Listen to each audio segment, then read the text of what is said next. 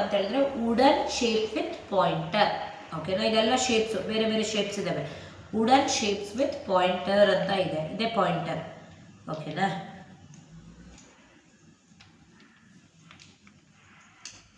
So ಇದೇನಿಲ್ಲ, just threading ಮಾಡೋದಷ್ಟೇ. ಇಲ್ಲಿ shapes ಹೇಳ್ಕೊಡೋದಾಗ್ಲಿ ಇನ್ನೊಂದಾಗಲಿ ಏನೂ ಇರಲ್ಲ, ಎಲ್ಲ ಶೇಪ್ಸನ್ನು ತೆಗೆದುಬಿಡ್ಬೇಕು. ಓಕೆನಾ, ಮಗುಗೆ ಕೊಡೋಕ್ಕಿಂತ ಮುಂಚೆ ಥ್ರೆಡ್ಡಿಂದ ಎಲ್ಲ ಶೇಪ್ಸನ್ನು ತೆಗೆದಿರ್ತೀರಾ. S, ready. ಮಗುಗೆ ಈ ರೀತಿ ಥ್ರೆಡ್ ಮತ್ತು ಶೇಪ್ಸ್ಗಳನ್ನ ಕೊಡ್ತೀರಾ.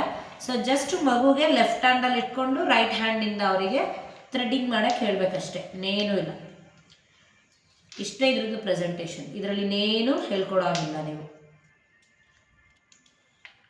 This is wooden shape with pointer. Pointer ಯಾಕೆಂದರೆ ಪೆನ್ಸಿಲ್ ಟೈಪಲ್ಲಿ ಪಾಯಿಂಟರ್ ಇದೆ ಅದಕ್ಕೆ.